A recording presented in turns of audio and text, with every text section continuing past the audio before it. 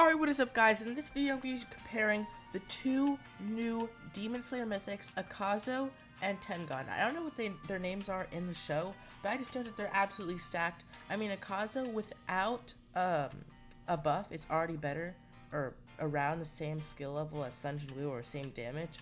Obviously it takes a bit more time to use his move by 0.7, but still insane for a level 50 without an Evo.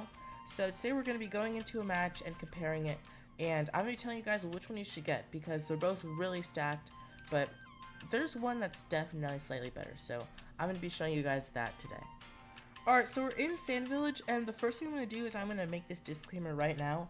TENGON is only level 40, while AKAZO is level 50, so obviously TENGON's cap is a bit higher than this, but I'm going to be going over the stats right now once I get enough money to place each one.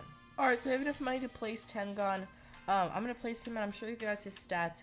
Every 7.7 seconds, he does a hit, which is a 1.62k damage, and his range is pretty nice. He actually has a 21.3 attack range, which is pretty good. For reference, TENGON only does 20.6, which obviously they get lesser and less, I mean more, the more you upgrade them. I also have enough to place a TENGON right here. His range, as you can see, is slightly less, but nevertheless, he's absolutely stacked anyways. I will compare the stats right now. TENGON does 761 every 7.5 seconds, while AKAZO does 1.62 thousand every 7.7 seconds. So AKAZO does over double the damage in only 0.2 seconds more. So as you can see, without Evo, like, it's literally night and day. TENGON is way worse than AKAZO. When I first got TENGON, he only did 200 damage a hit, which is absolutely terrible by almost any mythic tower standards. I would compare TENGON to probably like a Naruto level mythic. Meanwhile, AKAZO is like, does way more damage than even Sun Jin Woo once you Evo him. So it's definitely not comparable.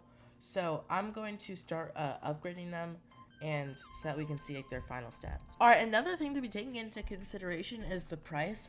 And as you can see, TENGON actually costs $200 more than AKAZO costs, which means that probably like TENGON won't be an early game tower. Like, you'll probably get to save for it if you get it at all.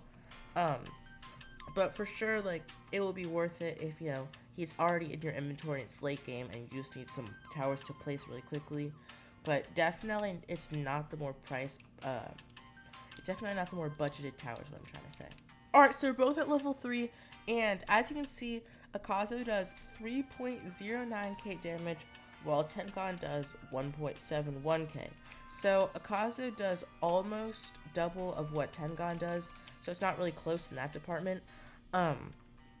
And also the price, as we compare the upgrade prices, they're about the same, but I will say AKAZO is slightly up.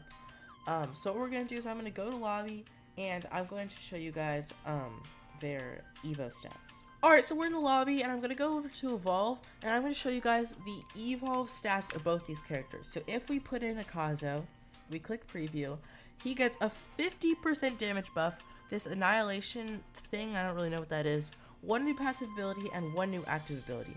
And remember that because, I will say TENGON is actually very similar. He has a 53% damage buff, string performance, I don't know what that is, a constant resounding slashes, which appears to be a new move, and one new passive.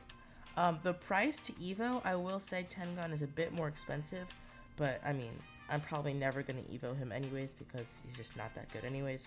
So if we compare the stats, AKAZO goes from doing 1.62k to 2.42k, and TENGON goes from doing 700, or basically 700 damage to 1007 damage. I mean 1070 damage. Like I said, TENGON has a very similar stats to Naruto, for example. Naruto's around the same damage. He does 1.1k after Evo, and he does about 700 as well. But you can see that the developers realized that, and they made it not that expensive to Evo. I mean, as you can see, like, this is not that much to evo him, because obviously the developers of Anime Vanguards know how weak he is in comparison to other things. As like kind of a comparison, Sun Jin Woo also is an easy evolve, even though it's like really good difference.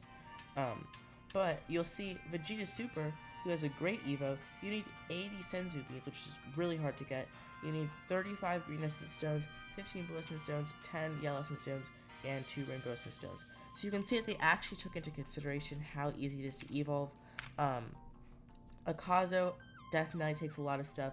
I don't even have the demon beads yet, but obviously it's not going to be too hard to get, considering you can get them from the raids. So yeah, I hope that concludes everything for you guys. AKAZO is definitely so many times better, almost double the damage. So never spin a Tengon Zin banner unless you just are collecting him or getting him to trade. There's a chance that maybe, like, if you already have a lot of the stuff you need to EO him, getting Tengon could be worth it, but I just really doubt that. He's definitely in need of a buff compared to AKAZO, who's just, like, absolutely stacked for no reason at all. So yeah, that's really everything I have to go over in today's video, so make sure to like and subscribe, turn on post notifications.